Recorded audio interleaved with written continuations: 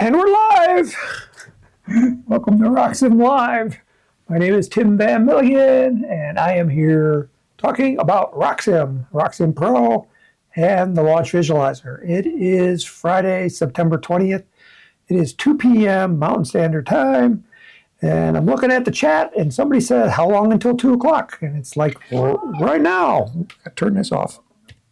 I left the speakers on my computer going. So we are here and talking about RockSim Live. And wow, I feel I've been in the studio a lot in the last couple of weeks. We're building the Nike Hercules. It's an upcoming kit. And it's a big one. And it's great, but it's complicated. And I'm doing instruction videos so that people can build it successfully and launch it. It's kind of like our Saturn V kit. It's a skill level 5 rocket. It's a lot of fun to build. You're going to get a lot of people oogling it when you bring it out to the launch site. So you want to build it well, and you want to fly it successfully. And it's a complex rocket. It's more complex than the Saturn V, because it's a cluster of 4 engines in the booster stage, and then it has an upper stage. And the upper stage has to be electronically ignited. So it can't be flown as a single stage, it has to be flown as a 2-stage. So it's a complex rocket, and it's awesome. But I've been making videos. They're not... Still frozen. Oh, what am I going to do? I'm frozen. Let me go check the other end of my cord. I'm still talking. My microphone is still on. Yeah, that's plugged in. I've got Comcast working for me now. Oh, good. I'm glad it's working for somebody. Thank you for letting me know. You guys are great. This is live. We do this every Friday at 2 p.m. Mountain Time, and it is live. Let me go to my computer screen. So this is where you find us at apogeerockets.com. And this is our website, and we are talking about RockSim. And the launch visualizer. If you want to talk about the launch visualizer, we can do that too. Here in this scrolling bar right here is where you can find RockSim. We always keep it up there because RockSim is very popular. You can sign up for our newsletter. You can see our gliding parachute, and you can get the launch visualizer. Yeah, so what we're talking about today is free RockSim training every week, and that's right now, and that's what we're doing. And if you click on this image, it takes you to our archive page, which we still haven't updated. I am way behind. I'm just been so busy with our Nike Hercules that just haven't had time to update the website like we should. Oh, I am unfrozen, says Carlos. We have Bob Ryan. That's not a name that I've heard before. Is that hello, Bob? It's about time you showed up. We have Tro Aramet. Mark Sell is here. Stark03. Carlos K. Carlos K has a question about RockSim. And he says, I have a rocket engine collection sickness. I admit it. Please use RockSim to design a rocket capable of a successful flight using a B-14-7T at NSL East. Okay, we will try. That should be pretty easy because, a B-14 is just like a B-6. It just has a little bit more power. So hold on a second. Let me get to this announcement. So if you go down here, go to How-To and Guides, go to Software. This is where you can download a free trial. You can purchase RockSim. We have video tutorials. We have the RockSim live training, which we're doing right now. FAQs, features, stuff we're working on. What are we working on? We're working on RockSim Pro, actually, but we have some schools that have network problems on their systems using RockSim. So we're fixing that, and we think we know what's going on, and we're going to have an update for RockSim 11, and it's like strictly for those people that are having issues installing it and getting it connected, particularly on a network. Those computers are different from the normal Windows computers. You know, I'm running RockSim 11, and it's running just fine.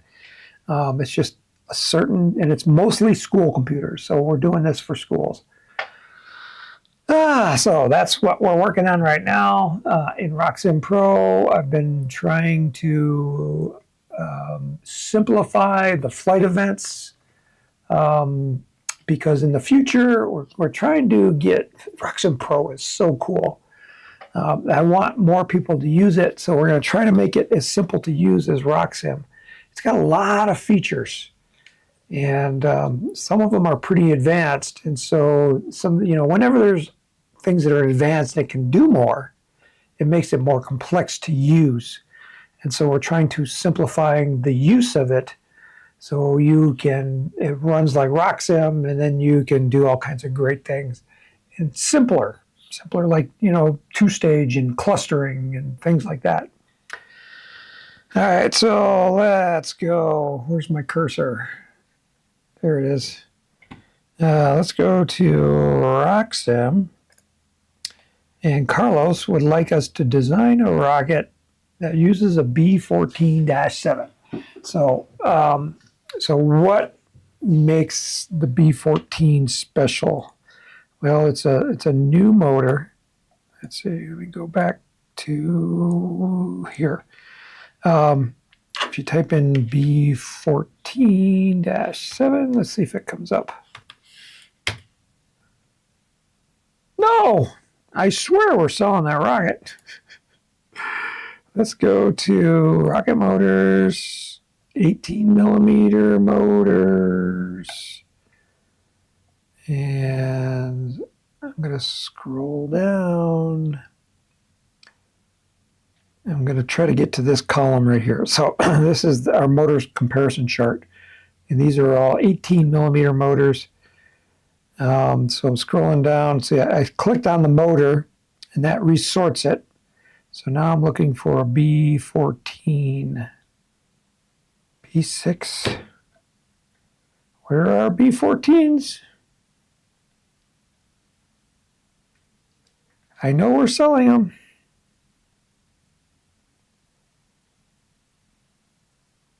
I swear we're selling them. Well, let's go to thrustcurve.org. Thrustcurve.org. This is where the motor files are. So let's go B14, hit enter. And this is the Quest B14T. And let's see, it's available in delays of 3, 5, and 7. And here is the thrust curve. So it has a very, very short burn. It's 0.4 seconds. So it's kind of like bam! And that's how fast it burns. So it's a high thrust, quick burning motor. It has a total impulse of 5 Newton seconds. So this thing is like pushing the size of the gas tank. It's filled to the rim. Compared to other 12B motors, this one has a whole lot of propellant in it. And it has an average thrust of 13 newtons, and they call it a B14 even though it's 13 newtons. It's a Blue Thunder propellant. Okay, so when you got a high thrust motor, one of the things you can do with it is launch a heavy rocket because you have a lot of thrust. So we can start out designing a heavy rocket, or we can look in our database and see what kind of heavy rockets we have. So let me open a new tab, go back to the Apogee Components website, and let's go to Shop, Rocket Kits, and then scroll down here to Sortable List. And let's find, what kind of rockets do we want? We want to go sort by weight and diameter and motor size.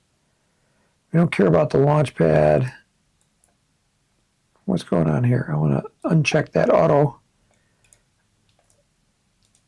I don't care about payload. What's going on? Price, stock, manufacturer. Okay, so I made it smaller columns here. Wow. I think we need something back. Let's go diameter, like less, 1 to 2 inches. Okay, now it's only showing us 1 to 2 inches. And we can look at the weight. And if I hit on it again, I get, okay, so here are the rockets that are heavy. The Blue Phoenix Junior is the heaviest one at 20 ounces. I'm looking for something a little bit smaller. Maybe let's try something in like the 5-ounce range. So I'm scrolling down as I get to about 5 ounces. So the NEMSAR. So let's open up the NEMSAR. So here's the NEMSAR. And let's go to recommended motors.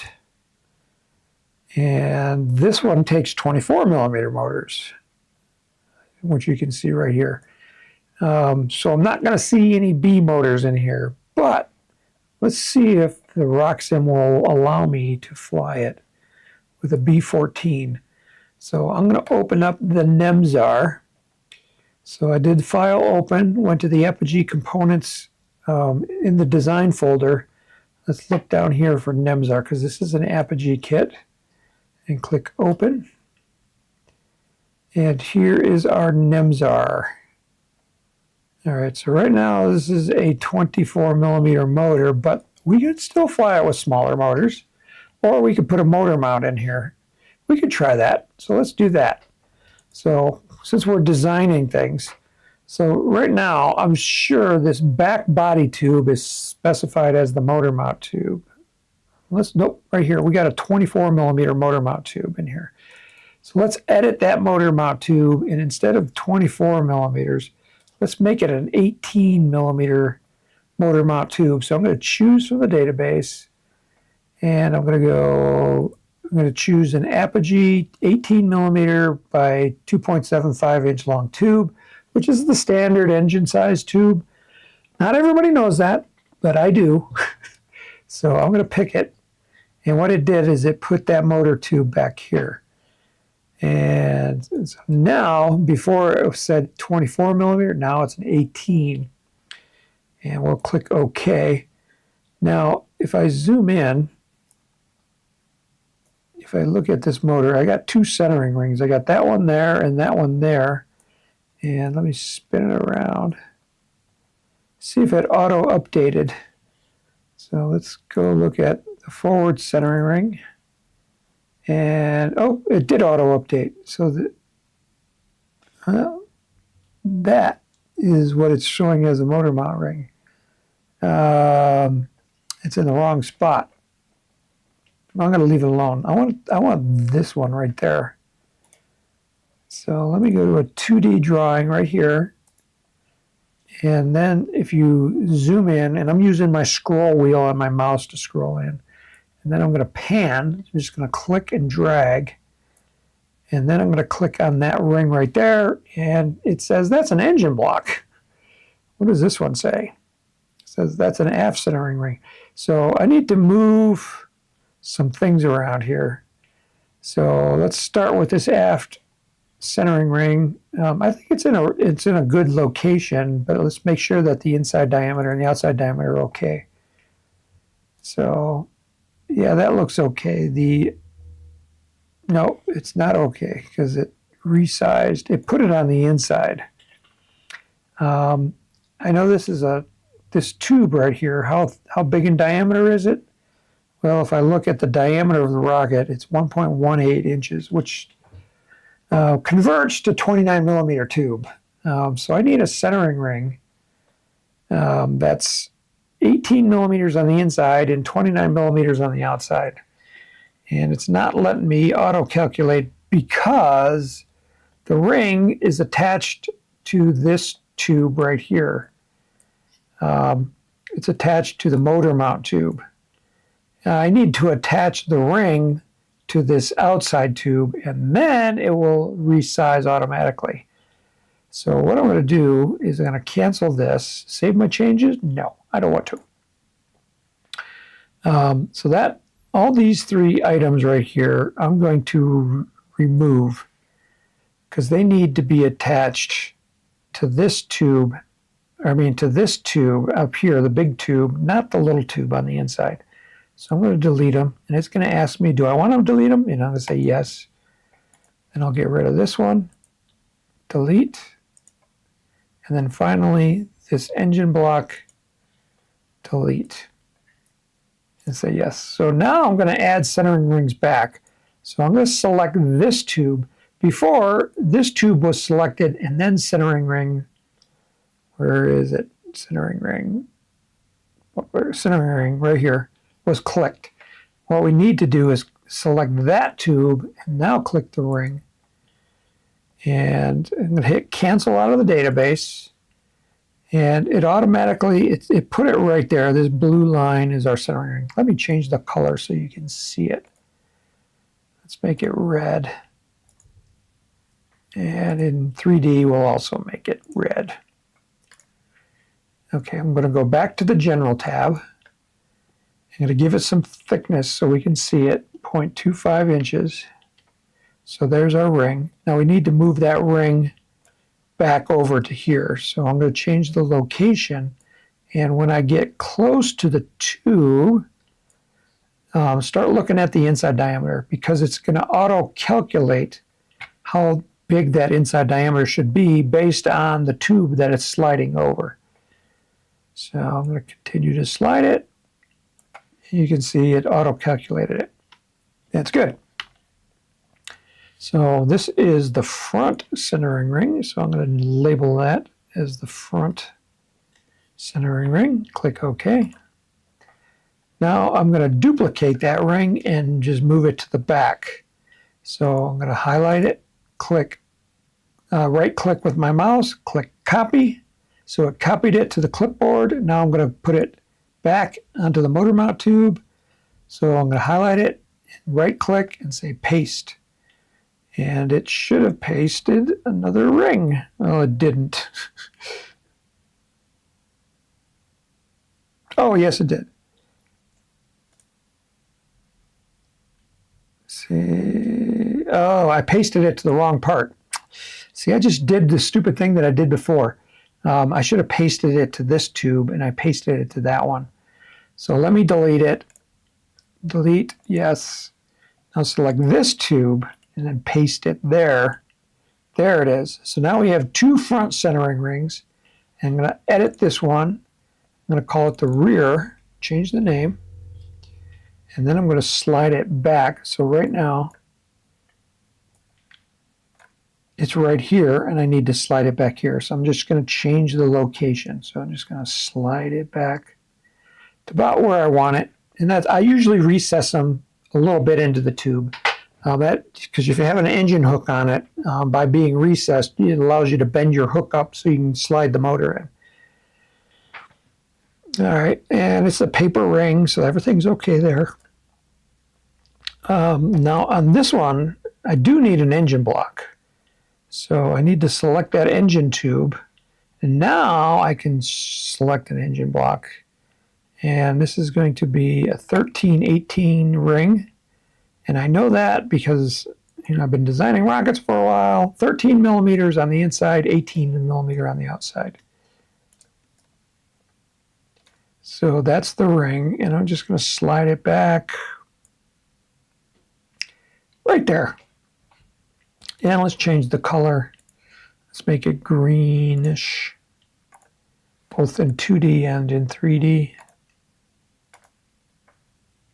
Okay, and then click OK. So now we have our rocket designed. I'm going to save it. So I'm going to go File, Save As, and it's going to put it in the Apogee Components folder. It's going to be NEMSAR 18 millimeter motor. Click OK to save it. All right, so now can the B-14 launch this? So I'm going to say, let's go to Prepare for Launch. Choose an engine, and I'm going to look in my database for the Quest B-14T, and we want a 7-second delay. So whenever I run a simulation for the first time, I always use the longest delay. So you use the 7, click OK, and you'll notice back here that it loaded that motor in the rocket, so that's good. And so right now we have the Quest B-14-7. Flight events, we're going to deploy the parachute at maximum ejection delay.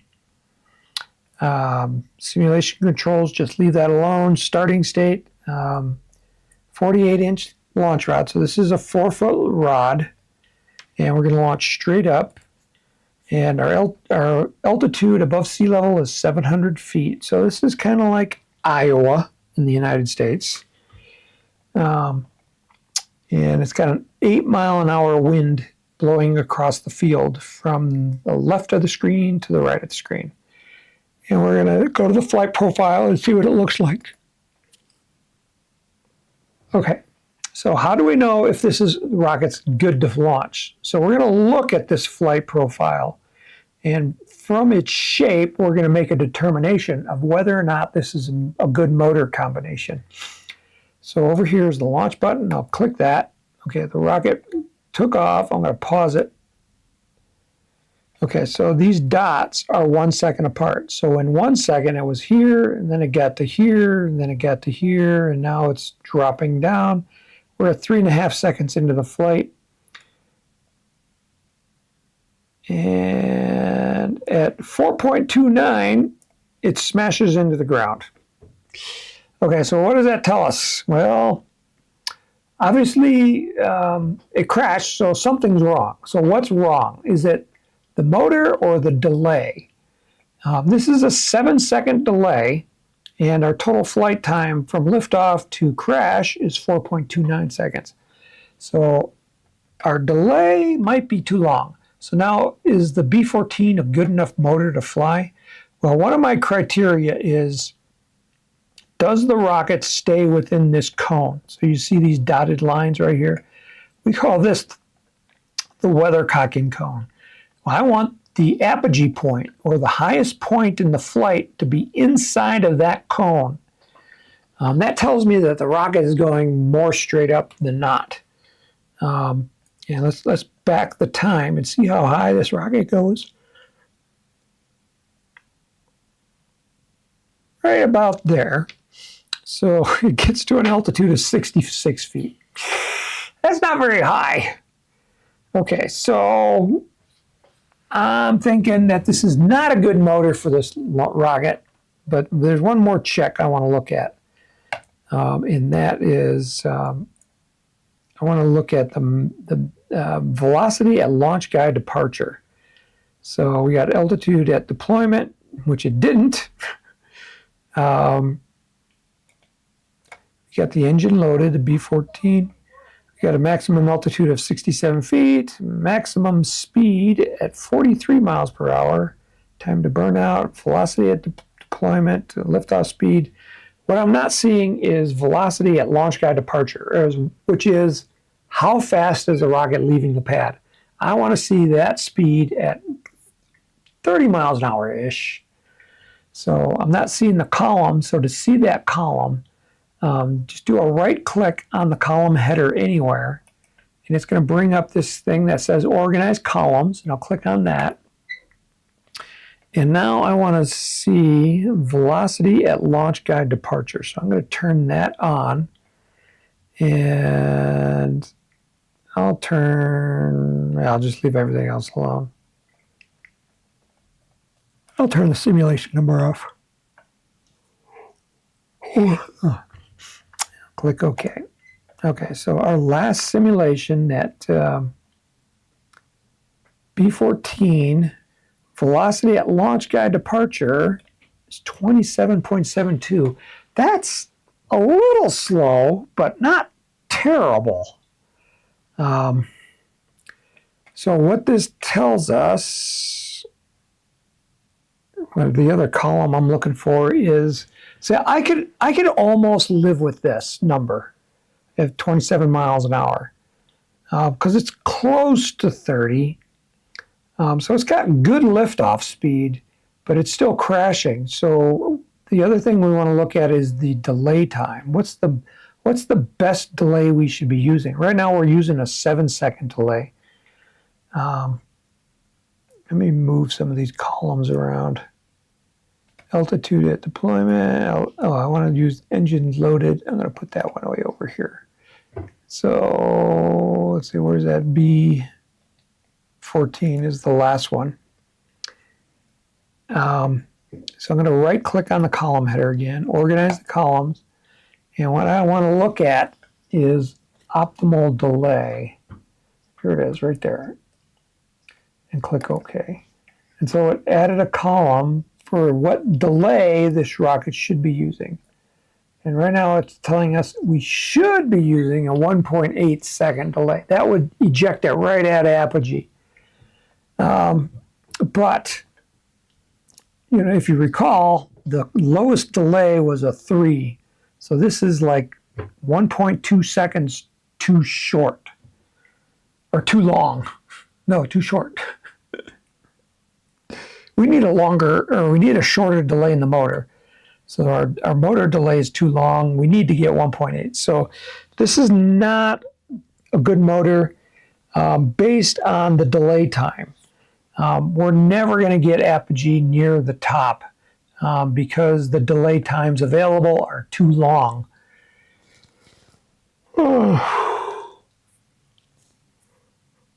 So the thing that we should do is use a smaller or lighter rocket.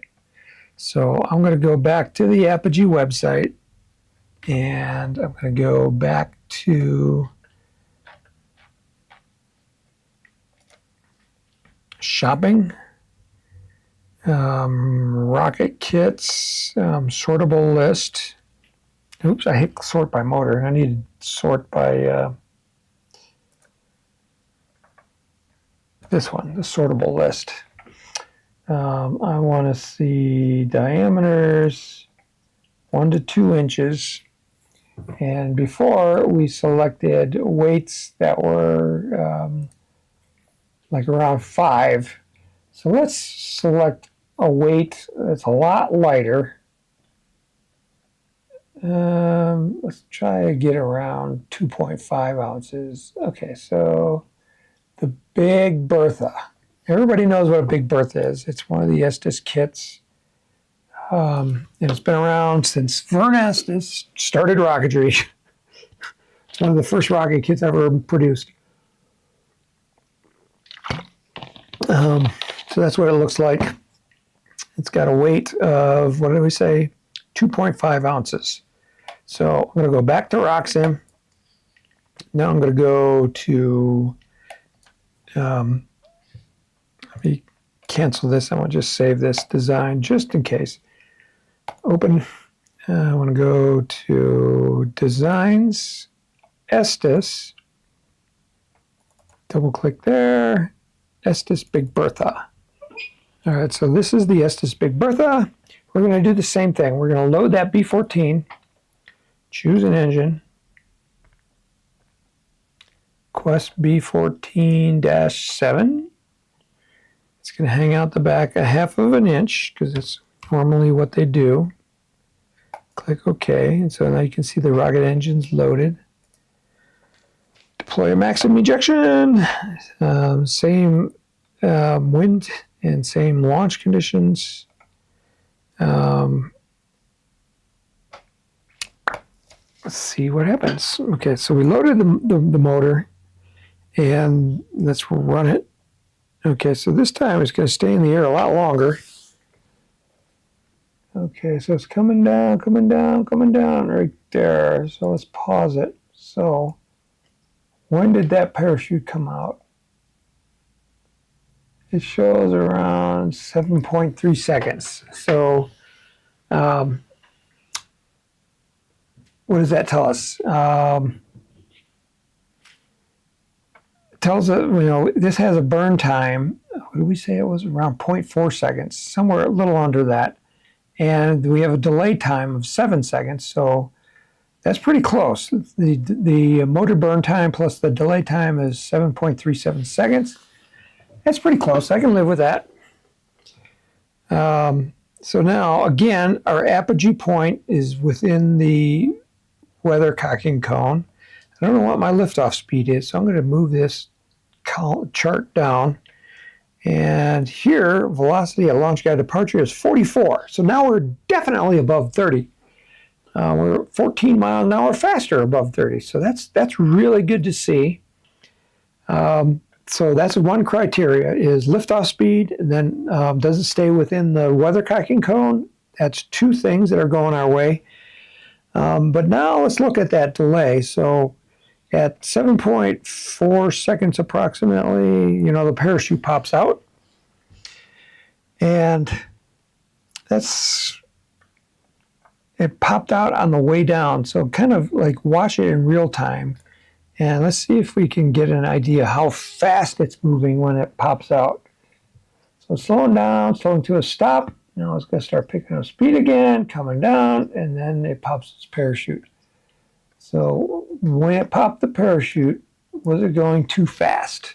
And by too fast, I mean too fast for the parachute. Can the parachute handle opening at these speeds? So what kind of speeds are we looking at? Well, let's go back to the summary screen. And there's click on the X. And velocity at deployment, 59 miles per hour. So now this is a little too fast for me. I want to keep it under 50 miles an hour. And we're at 59. So we're a little bit past the threshold. It depends on the parachute. If you're flying a plastic parachute, it's probably going to rip. If you're flying a nylon parachute like an Apogee chute, it'll probably be okay. But can you live with that? Well, again, what is our optimal delay?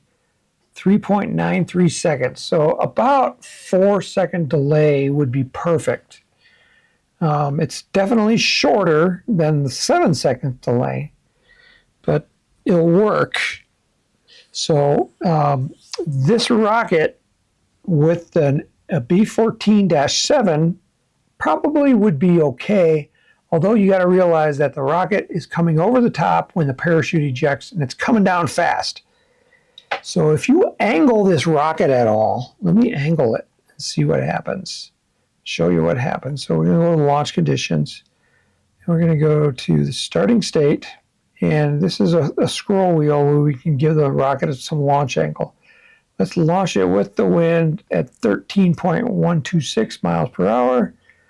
And do a flight profile and see what this one looks like. So here's our rocket. It launches. It weathercocks into the wind a little bit, which is okay. Okay, so now it arced over and it's coming down. Yeah. Again, this time it's coming down a little faster. Let me go see our deployment speed. Deployment is 60 miles an hour. So now it's deploying faster because we angled it. And because we angled it, it has forward momentum and forward speed, and that's why it wants to open faster. So again, the delay is just for a B-14-7. This rocket could work. It's kind of marginal, but I still don't like it opening when it's screaming down towards the ground. I want to see it slow down a little bit. So maybe this is not a good rocket for this motor. So let's go to something different. So we're going to go back to the Apogee website. Go to shop. Some rocket list down here, the sortable one. And we want to sort by, we can either make our weight smaller, or we can make the diameter smaller, or both. So let's change the diameter filter to less than 1 inch, and we'll leave the weight alone. We know 2.5 ounce, no, 2.5 ounces? Yeah, 2.5 ounces is a little bit too high. So we can try 1.5 ounces. So what's in the 1.5 ounce range? Let me sort this column.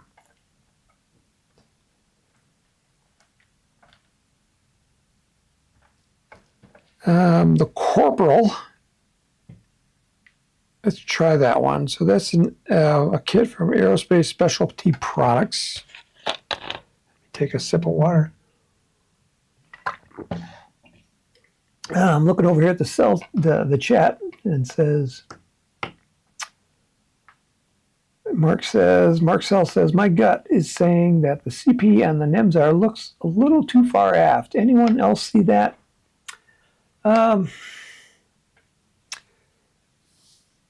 CP and CG, as long as the CG is in front of the CP, the rocket's going to be stable.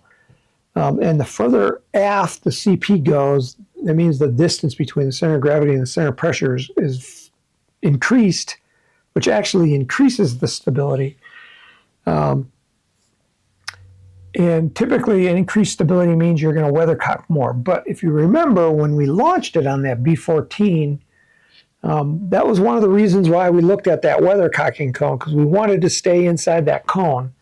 And that rocket was like dead in the middle, if I recall correctly. So B-14 has the thrust to keep it going straight, but the delay time is too long.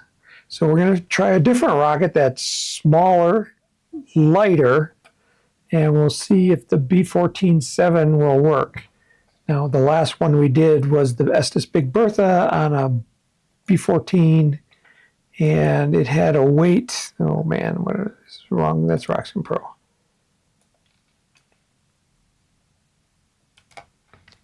Oops, that's not it. What am I looking for? RockSim. This has a 90 grams weight. So we need to be lighter. And that weight right there includes the engine. So let's go to File Open and open up that corporal. So that was an Aerospace Specialty Products kit. So where are you? Right there. Click Open. And here's the kits. What did we say it was? The corporal. Man, my brain is like going to sleep today. Getting really sleepy. Corporal, here it is. 18 millimeter corporal. Click Open. Say, no, I don't want to save that. Okay. Oh, that's a whack corporal, not the regular corporal, not the one that I was listing here. Oops, where'd it go? See, that one looks different. There's a corporal, and then there's the whack corporal. We want just the regular corporal. There it is. Let's try that one. Come on, eyeballs. They're getting sleepy. We have made changes. Do I save? No. Okay, so here's the corporal. And it has a static margin of 7.99. Let's put a rocket motor in there. So let's prepare for launch. Choose engine.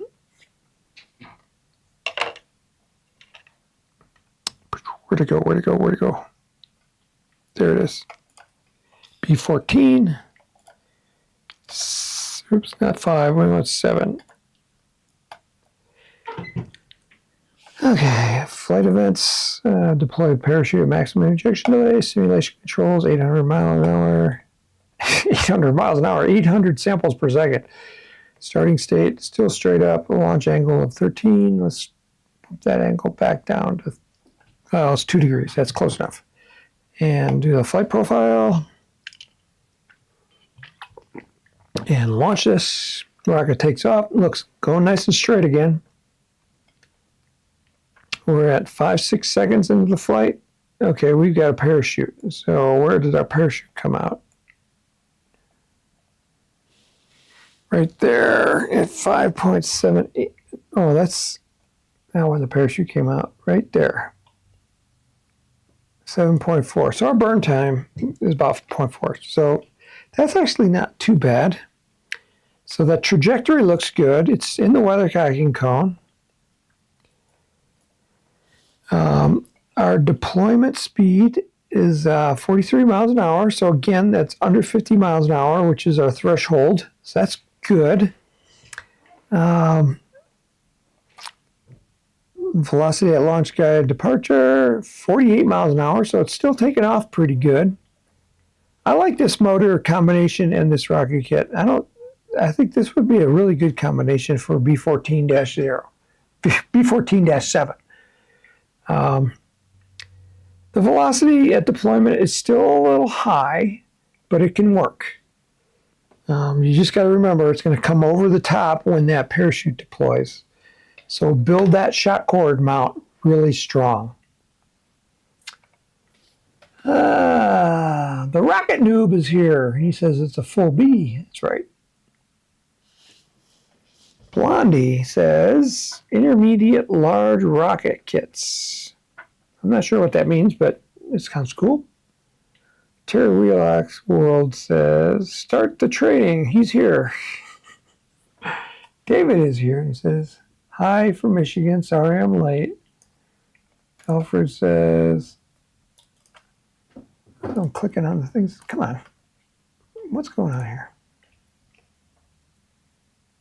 David says, Alfred, gonna make Team 1 shoot tomorrow. Oh, are you going to make Team 1 shoot tomorrow? So he's asking the question. There's a launch going on in Michigan called Team 1. We're having a launch here in Pueblo called Chili Blaster. And we're going to do something special for Apogee at Chili Blaster. I forgot to bring my poster.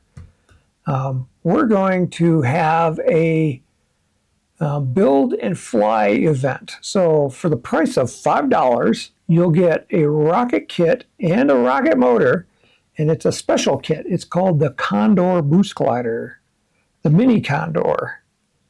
So if I go to the Apogee website, go to the top, go Mini Condor.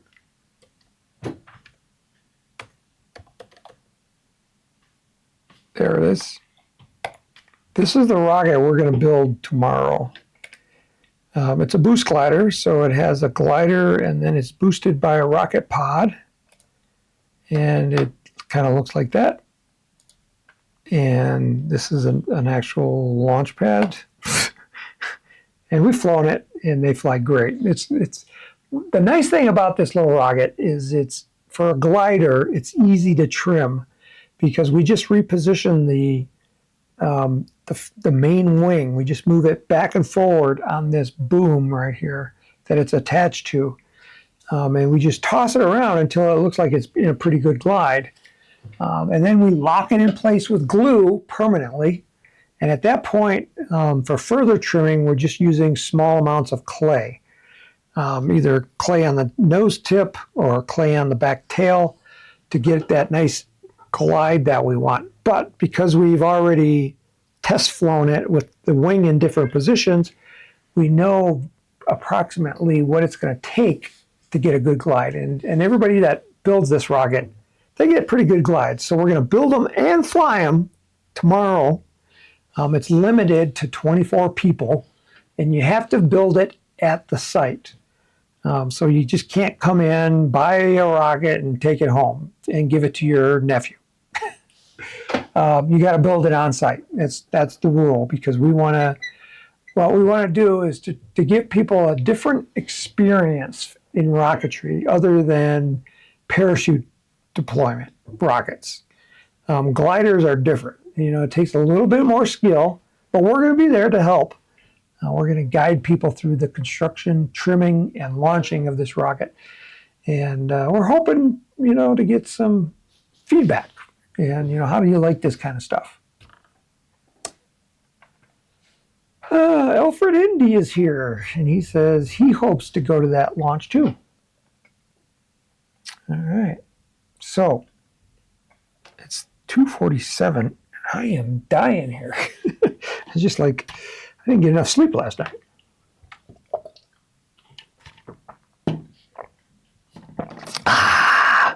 Any last minute questions?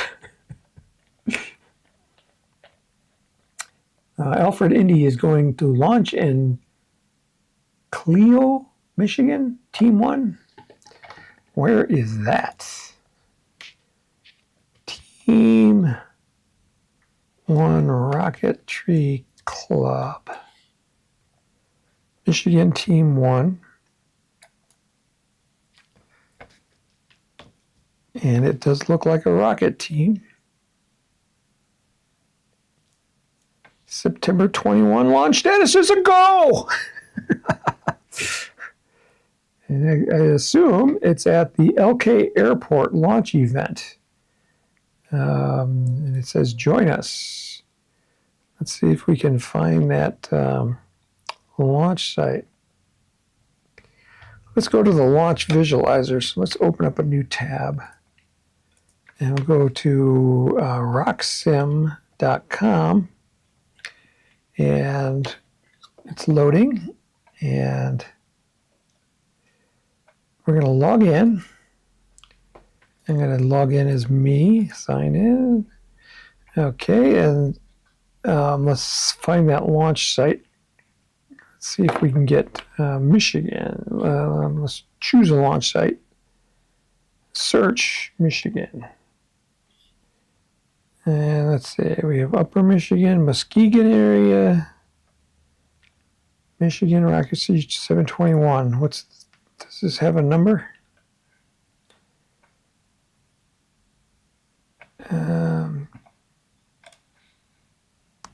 LK Airport. Let's see if this is near an airport. Select that one. We're going to look at it on a map. See what it looks. See if there's an airport around there.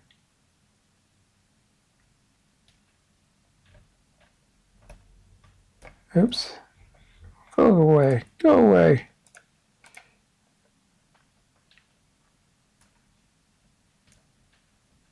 Okay, I'm not seeing a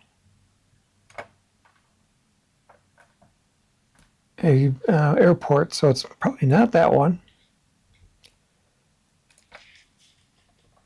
Michigan, Muskegon. I've been to Muskegon area. Tripoli, Upper Michigan. Let's try this one. Put me in the same spot.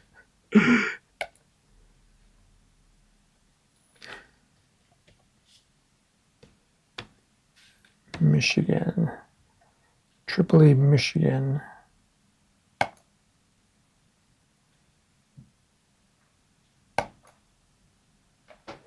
Okay, it did move this time.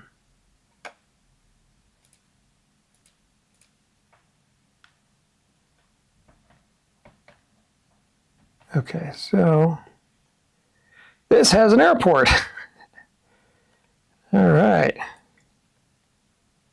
So there's an airport, and that's the launch site. I don't know where they're going to be launching from. So if I was launching from here, where would I put my launch pads? One thing is I'm lazy, so I want to drive as close as possible to the launch site. I need some.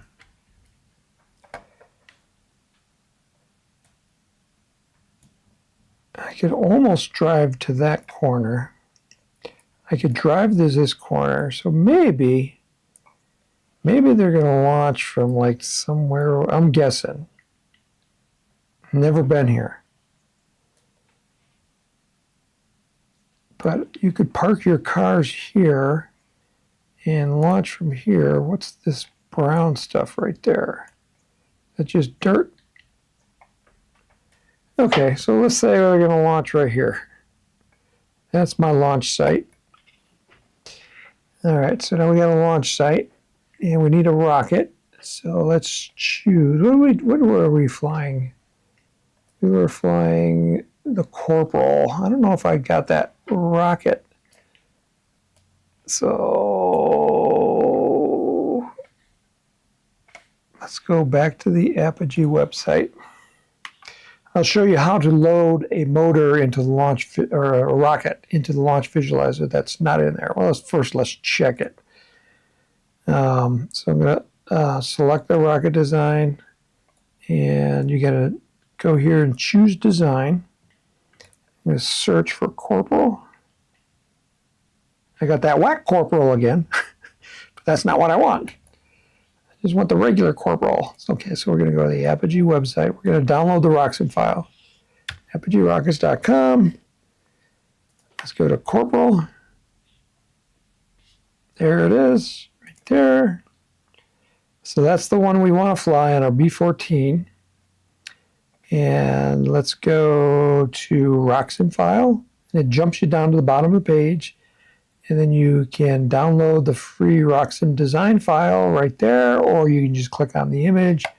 So I'm going to click on it, and it downloaded it. Show the folder. It's in the PC Windows in here. Okay, so now I'm not sure what folder I am. Okay, so this PC Windows user Tim download. Okay, so now I want to go to back to the launch visualizer, and I'm going to select that file. Now this time I'm going to upload a rocket design. I'm going to go browse, and it's going to browse my computer. And then I wanted to go PC, Windows, or users. Was it users? CS.VM, downloads. There it is.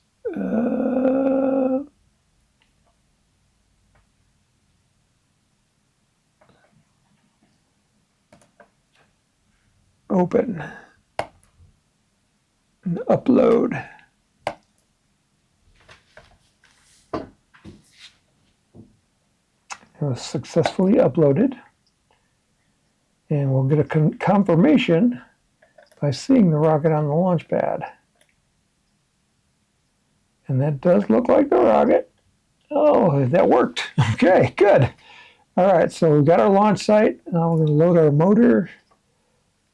Starting state. Okay, so we'll go back to this launch site. And north is straight up. So I think I want to angle it maybe down this runway.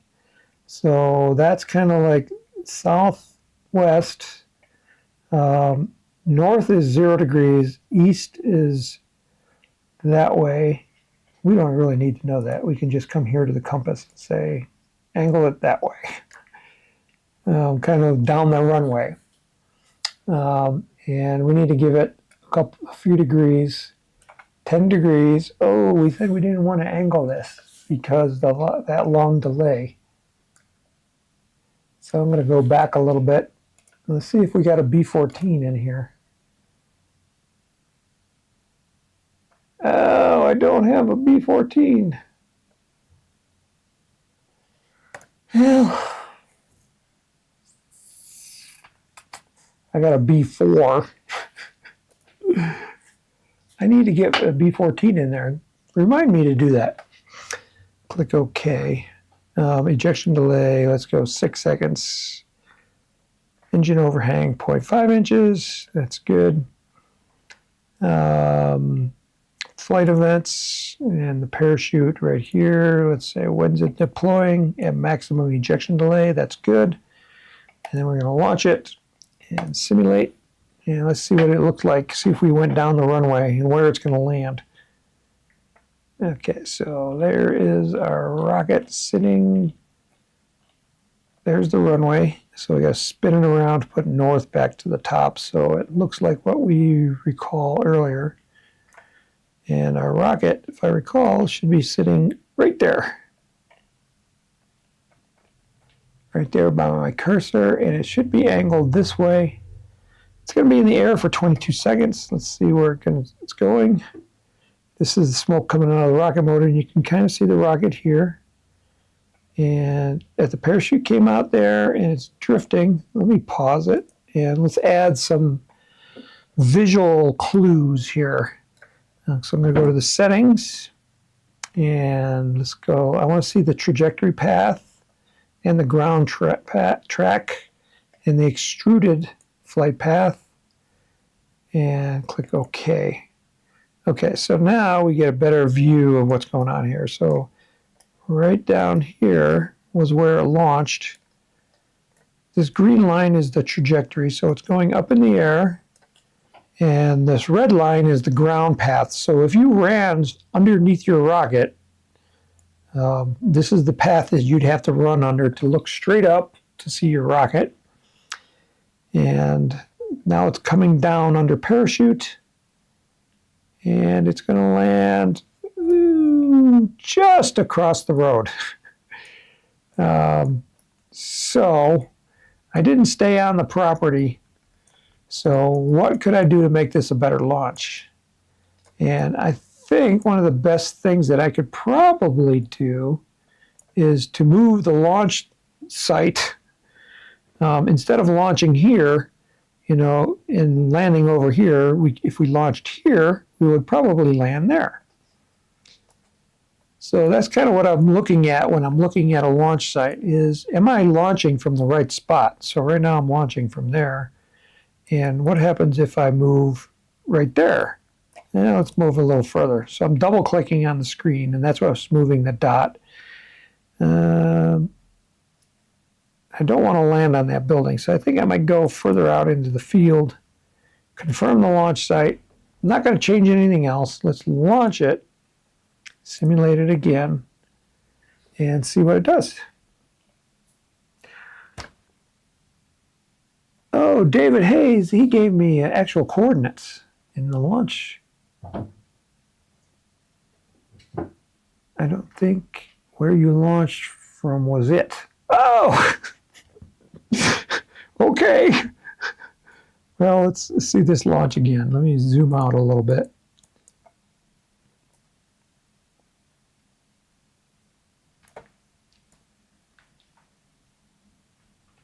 Well, that was a good launch site right there, if I launched it from that location. So David gave me some coordinates here. So although he gave me hours, minutes, seconds, I need decimals.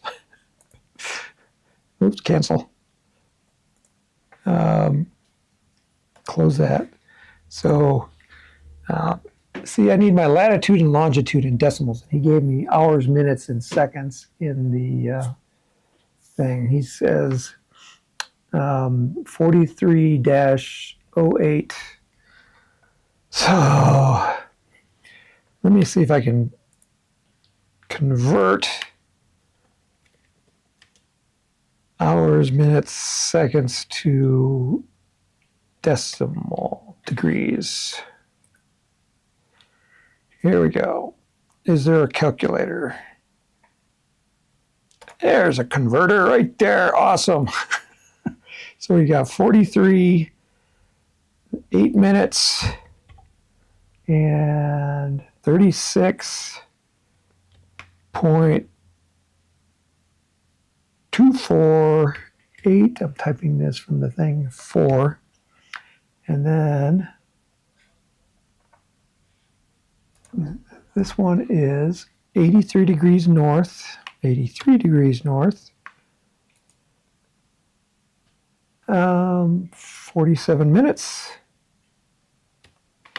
and no, wait a minute, yeah, 49.1325 west. Convert. Okay, so here's my numbers. So I'm going to do a copy on that. Go back here to the launch visualizer and paste that one in. Did it paste? Is that the same number? Yep, that's the number. Let's grab this one, copy that one, 83.79. I think this is the same number. Paste that one in and hit enter. Whoa. It put me somewhere. I think it put me in the water. It put me in China. One of these has got to be a negative. Let's try this one. Hit enter. There we go. Now let's zoom in.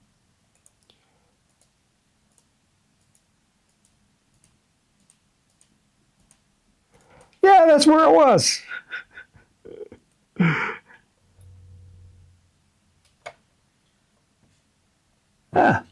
I was there, David.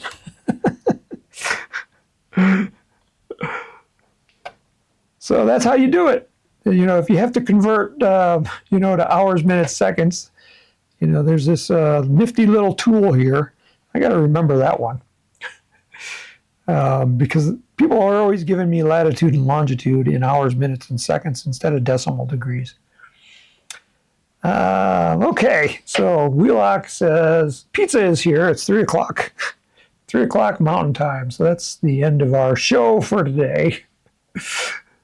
Let me go to the front camera. So there, yeah. So tomorrow, it sounds like everybody's launching all over the country. We're launching in Pueblo, Colorado at the SCORE, which stands for the Southern Colorado Rocketeers. Their launch site, and we're going to be down there. We're going to be doing the rocket build with the Mini Condor boost glider. We're also going to be launching some things. We're going to be launching this guy again. It's just so much fun to launch, so we're going to do it again. Hopefully it goes well, because I need to have this here on my set so that I can finish the construction videos. I'm only halfway done. Just doing all 20 fins has taken me half the way through. Now I can start building the internal parts, and there's still got to put in the electronics too. Yeah. Ron's Rocket says, say hello to Jen, and we will. Carlos says, so is an hours, minutes, seconds upgrade coming soon? I'll have to think about that. That might be doable, at least in the launch visualizer. Yeah. All right. I'll think about it. So the Penguin says, live at the Penguin, 9:04 a.m. Cool. Anyway, I'm going to give you a countdown, and we'll see you. We will be back next week. So we'll see you next Friday, same time, 2 p.m. Mountain Time or 4 p.m. on the East Coast. So I'll see you in 5, 4, 3, 2,